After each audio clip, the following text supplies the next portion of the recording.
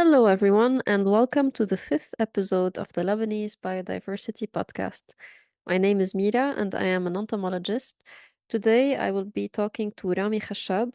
Rami is a reptiles expert, and we will be discussing the herpetofauna of Lebanon, so the fauna of reptiles and amphibians of Lebanon. Let's jump right into it. I hope you enjoyed this episode, and see you in the next one. So, Rami, can you tell us about yourself?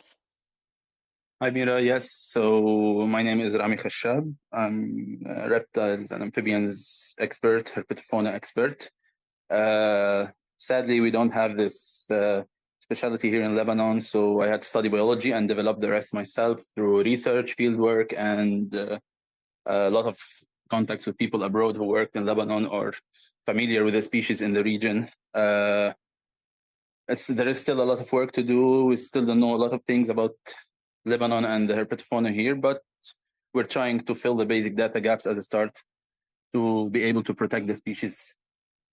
Okay, and so if I understand well, your background is you are a biologist, you studied biology, and you started doing herpetology or herping as a hobby? Yeah, the biology is just a general scientific beginning for any kind of scientific uh, branch. So I studied biology. Hopefully soon I'll be able to go to Europe, Czech Republic or so and do my master's in actual herpetology and hopefully reach PhD in that as well. Uh, so I started at a very young age, and from books, from documentaries. I was just obsessed about anything wild, all kinds of wildlife. I watched Steve Irwin, how he used to play with snakes and crocodiles and everything. And my parents noticed that, so they started getting me more books, taking me to the zoo before knowing how bad most zoos are, and they are not ethical and not good for wild animals. It was my only way to see reptiles, so I was more than happy back then. Then we came to our hometown here in Lebanon in the south. I was like 5 years old, and the village is mostly orchards and agricultural lands, nature and stuff. So there are a lot of reptiles and snakes, and people used to kill them in big numbers. And because I knew from books and from television that not all snakes are as dangerous as people think, I started trying to explore that myself and find out the truth by myself at a young age. Of course, my parents were afraid that I will get bitten, so I used to be my mom and used to yell at me and everything for bringing a snake at home and or for keeping a snake or whatever. But they gave up after a while and noticed that I'm careful enough to do that. Okay. Of course, back then there was no internet in the village. My only way to learn about them was on the field or on the ground. I had to catch each and every species of snakes and check its mouth if there are venom fangs or not. I had no idea what the species are. Was very primitive, very unscientific, and I even hurt some snakes by mistake because I did something wrong while catching them. For example, uh, I had to learn the hard way, but like soon after, I had a good idea of what we have there, and at least I could save most of the snakes that people were killing there. Okay. One of the biggest achievements there was there's a legless lizard in Lebanon, Pseudopus apodus, or the Levant glass lizard. It's the largest species of legless lizards in the world, and we have it in Lebanon. So in my village in the south, people used to kill it. They think it's some kind of super snake that's very dangerous. One bite will kill you instantly. So they used to kill them in huge numbers, but it was a completely harmless species. It was good for agriculture. It fed on snails and didn't do anything to people. But because it was weird looking and tough skinned and very tanky, people used to think it's a dangerous snake and kill it. After a while, most people started calling me for them or bringing them to me to release, just because they saw that I was playing with this so-called dangerous species, and I'm still alive, you know. So that Yes, was the very definitely. beginning. That was the beginning of the internet itself. And later on, the internet came to the village. You know, I used to go to the internet cafe to check for, instead of playing games, I used to check for Google for snakes of Lebanon, blah blah blah. And even on the internet, there is almost no data about or no references for reptiles of Lebanon. So I had to do a lot of search in the nearby areas and Syria and I don't know, some European species that are in common with Lebanon and stuff to find out more about these species. There are barely any publications, anything about that. So again, it took much longer than it should have to learn about the species. Yeah. From hearing you speak about how all of this started, it started with snakes. This is what got you interested in reptiles in general. So it was snakes in the beginning as a child, and this was your doorway to studying other reptiles and amphibians? Yeah, mostly snakes because the toughest battle with people was for snakes because they were the most abused. But like I was chasing chameleons, lizards, anything around for even frogs, and even learning how to catch them properly uh, before going into anything else in details. But snakes took most attention because they are the most mysterious and most misunderstood. So, Rami, can you tell us what projects you have worked on in the past and what you are currently working on?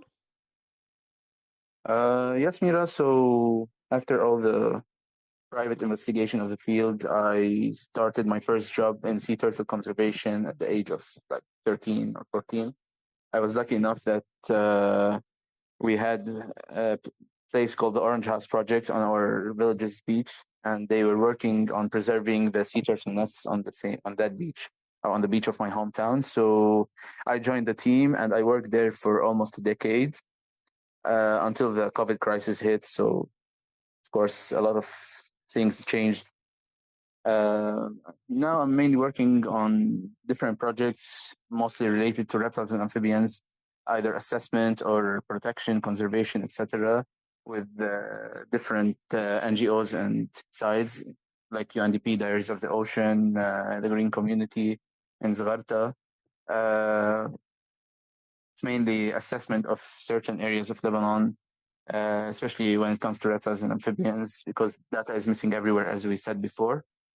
And I do some of my own private work, which includes as well like field work, again, filling data gaps, rescuing and relocating snakes, and as awareness part, which is also very important for the conservation, because like most people don't have enough information about reptiles and amphibians they have here. So I try to visit schools, scouts, the other circles to spread awareness about these reptiles and amphibians.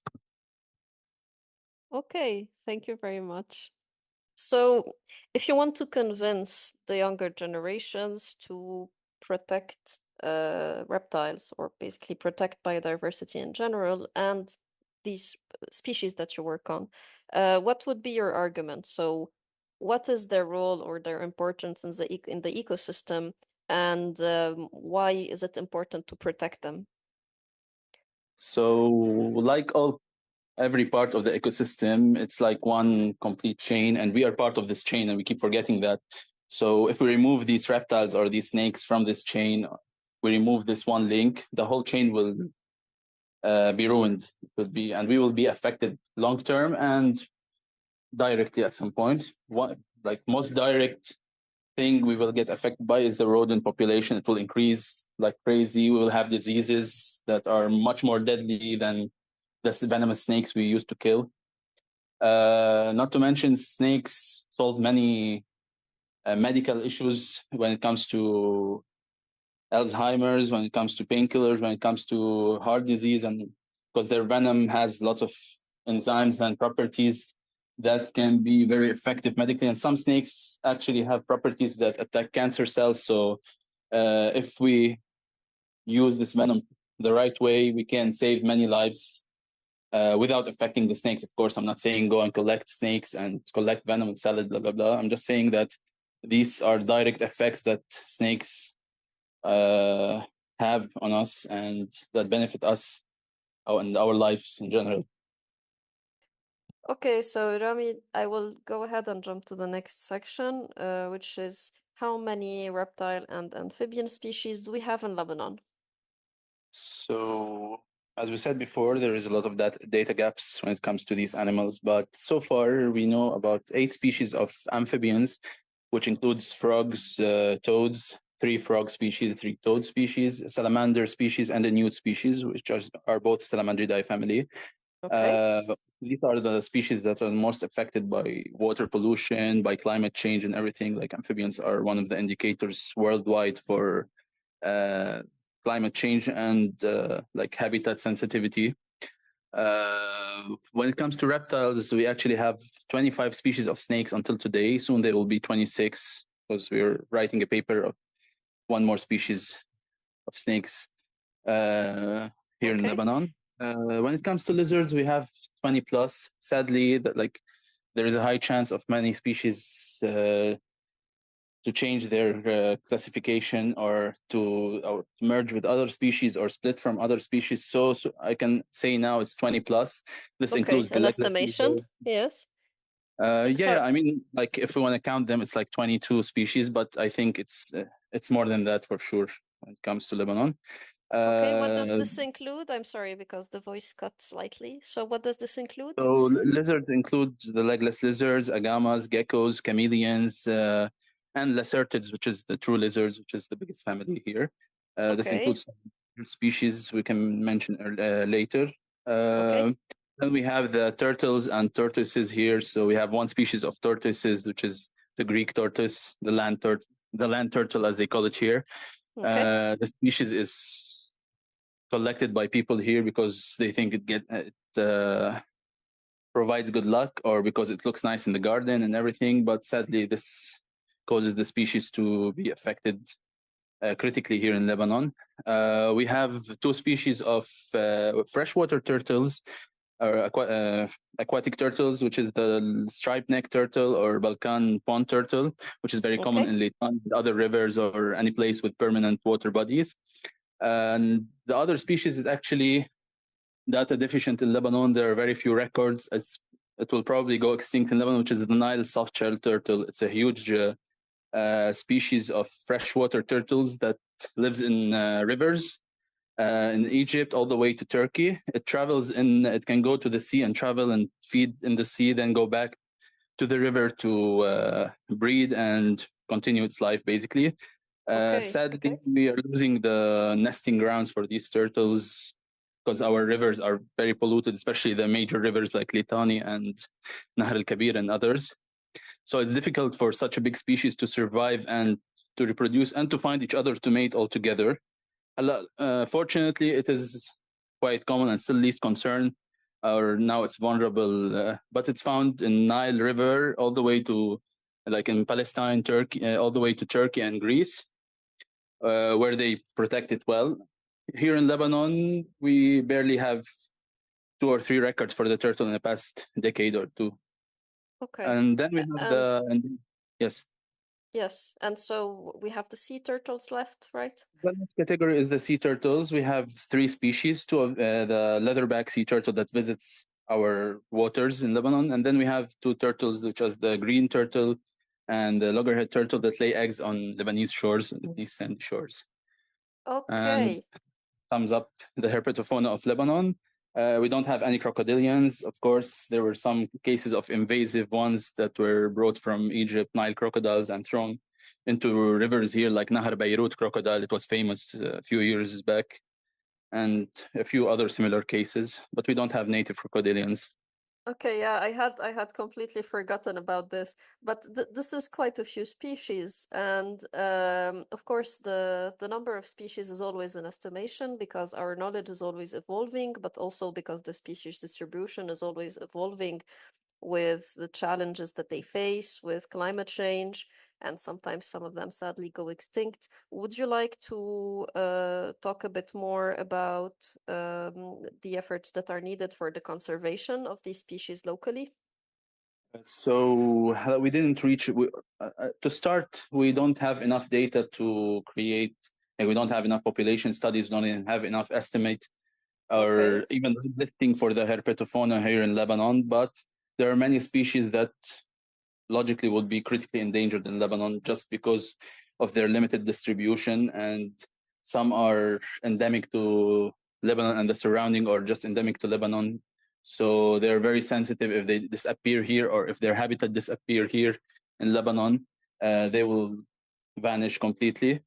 Okay, so It's very important to protect their habitat as a start, like to stop destroying their habitat.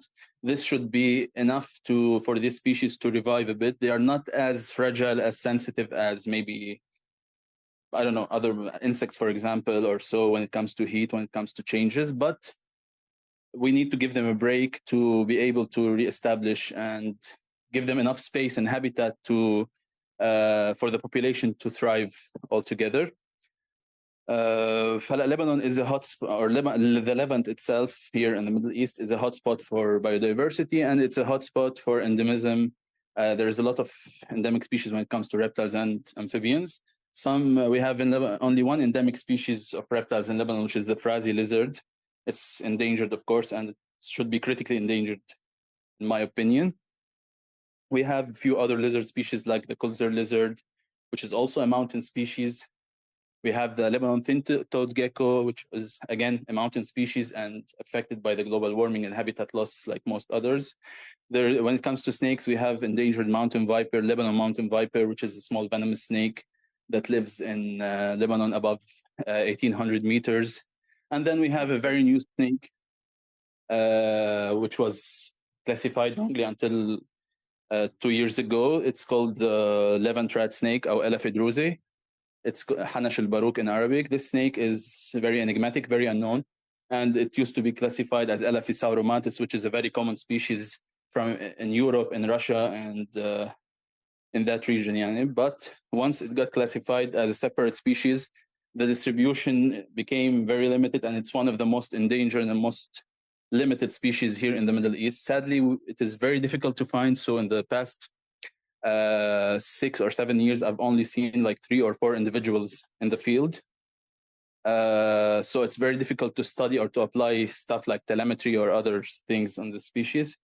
And we still don't even know how it reproduces, where it goes, and the cycle altogether. But the good thing is that in Lebanon, from what we saw and from data shared by other people, it is widely distributed in Lebanon. okay, so if I try to recap the steps that you gave to be able to have conservation plans for the local species that we have, the first one is actually making a list, knowing them better. The second one is protecting their habitats, because most of them that are in danger because of the habitat destruction or because of climate change. And the third one is like the example of Elafidruzi, or the Levant red snake, if I didn't massacre the name. It's okay, thank you. So would be knowing more about the ecology to be able to have a better idea of what habitat it uses, or what do we need to be aware of to protect its populations. Yeah, exactly. Again, because we lack a lot of data, we need to know all this prior to starting any breeding or any conservation efforts altogether. Another thing that's important, and we spoke about it before, is to let people know what we actually have in Lebanon. When people are personally involved or notified about the species we have, and there's enough interaction between people and their surrounding, and you show them the positive impact of having these snakes around, this alone is great to serve conservation. So I always tell people, like anyone or whoever attends the workshops, whoever asks me question on social media, like spread this message. When I tell you the snake is non-venomous, tell your neighbor, tell whoever is around you that don't kill these snakes because of the reasons mentioned before. And this way it can serve in preserving this species big time here. Like it's almost enough to preserve this species here in Lebanon. Okay, so if I add a first step to what you said earlier, there's also raising awareness, which would allow people, or also people from the general public, to get involved in this and to feel like they are protecting the natural resources of their country, or the biodiversity of their country. You don't have to know all the snakes. You don't have to be a scientist or a PhD holder to be fine with snakes being around, and just don't kill anything, leave them alone. Snakes will never attack anyone without being threatened. Like any species, they're only defensive. So Yes. So what else can the general public do to protect them? How can the public be involved in the conservation of reptiles and amphibians? I mean, one of the ways is what we so to spread the awareness chain and to notify people around them. Another thing they Yes. can do, for example, unfortunately, Lebanon is one of the places with a lot of illegal pet trade. So, if you go to a pet shop, you might see Greek tortoises, you might see dye snakes, you might see other wild species that are brought to these shops and are sold as any merchandise, as anything, as any animal in the shop. So people are like responsible people should report these cases to NGOs, to the police, for these animals to be confiscated, to be returned back to the wild, to be rehabilitated, etc. To call like to or to get training and to call to relocate snakes if they are in houses or in urban areas instead of killing them, or like calling pest control companies and kill everything in the neighborhood just by putting this poison and stuff for snakes. Okay. Uh, What can you do in your own garden, for example, for people who have a garden? when it comes to like when it comes to personal space, if you're living in the nature or in a village or anywhere with nature around you, it's inevitable to have insects, to have snakes, to have they come as part of the package. So they get attracted to lots of.